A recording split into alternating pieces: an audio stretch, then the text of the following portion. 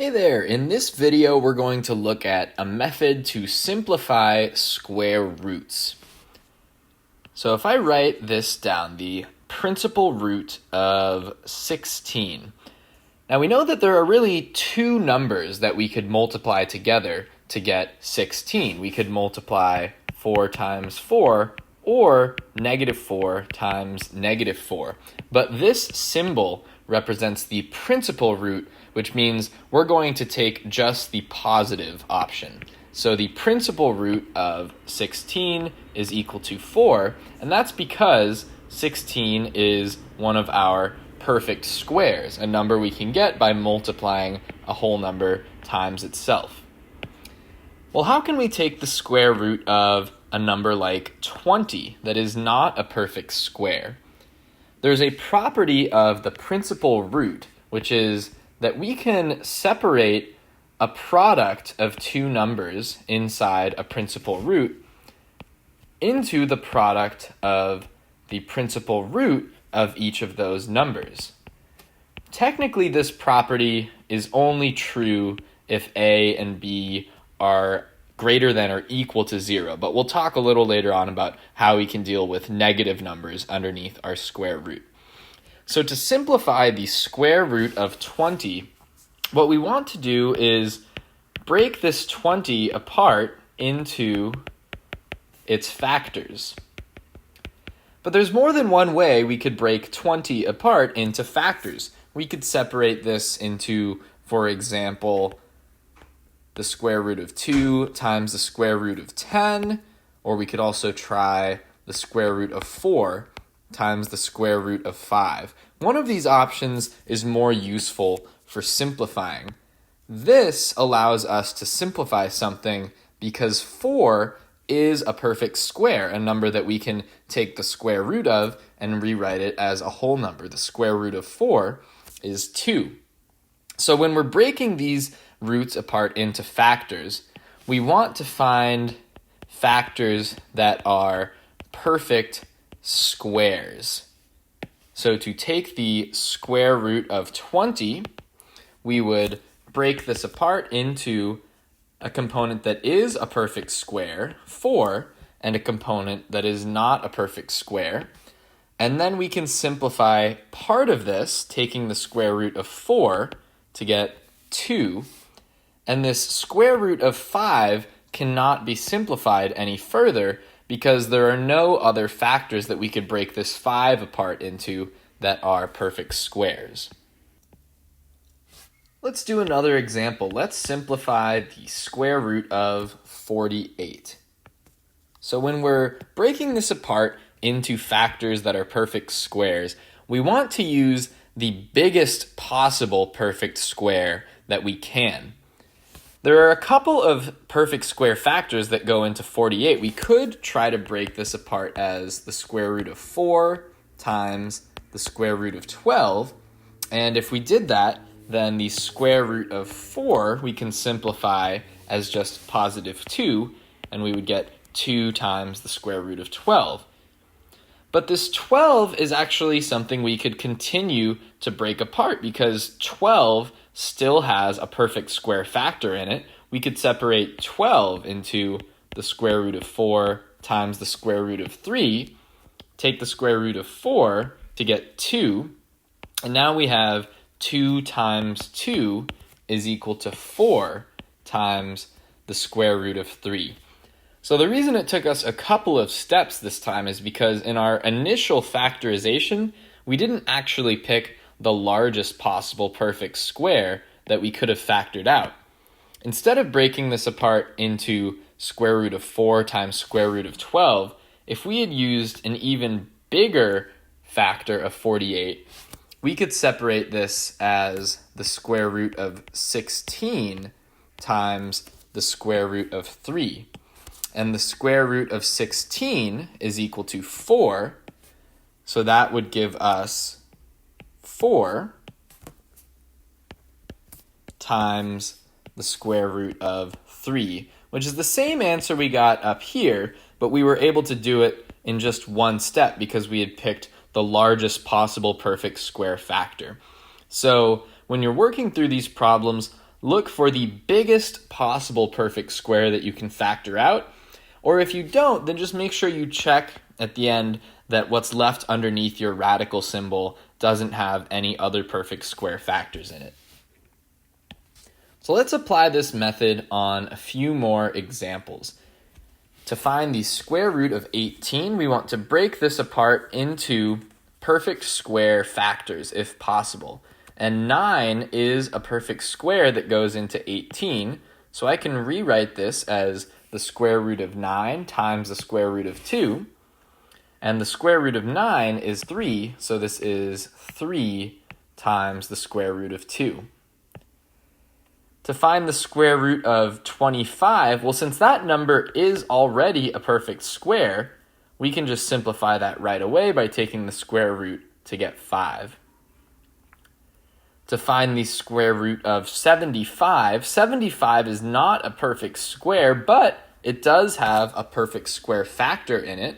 We can separate this into square root of 25 times square root of 3. The square root of 25 is 5, so we get 5 times the square root of 3. Not every number is able to be simplified using this method. Like, what about the square root of 22? Well, the only whole number factors that we know for 22 are 11 times 2 or 22 times 1. But neither of these are perfect squares, so we cannot take the square root of either of these numbers to simplify this. So for the square root of 22, we would just say that we can't simplify this any further. That is already as simple as we could write that without a calculator. Moving into this column over here, the square root of 49 is 7 because 49 is already a perfect square.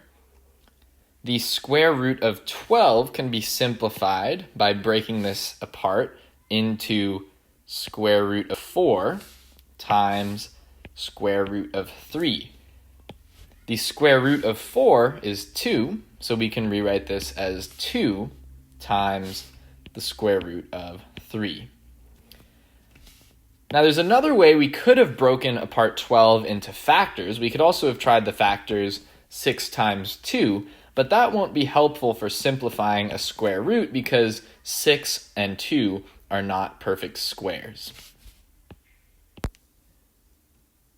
Well, what about taking the square root of a negative number underneath our radical? We're going to have to use the imaginary unit I, which is defined as the number whose square is equal to negative 1. Let's give ourselves a little bit more space to work, though, on the next screen. So to take the square root of a negative, the first thing we want to do is factor out a negative 1 from underneath our radical. And if we factor out that square root of negative 1, then what we're left dealing with will just be a positive square root. So let's rewrite each of these square roots of negative numbers by factoring out the square root of negative 1 and then simplifying the remaining positive square root.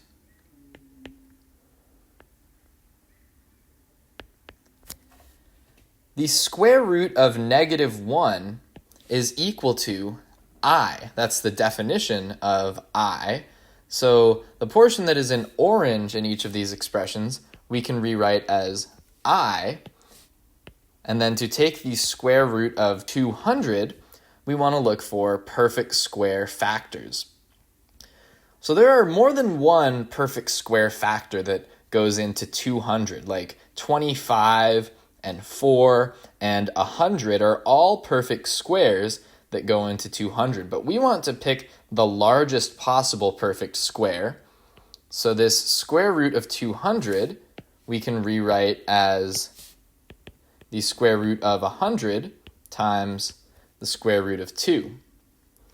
Then the square root of 100 is equal to 10 because that is a perfect square.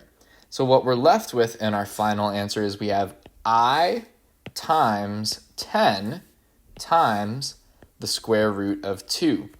Or another way that we could write this is 10 times the square root of 2i.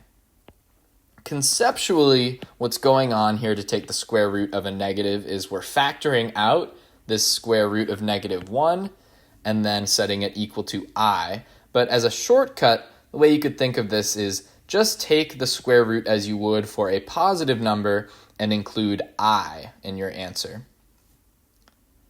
So to take the square root of -4, we factored out this square root of -1, which is equal to I. And then we want to take the square root of +4. +4 is a perfect square. The square root of that is 2, so we could write this as I times 2, or more commonly we would write this as 2i. To take the square root of -13, we want to rewrite this as I times the square root of +13.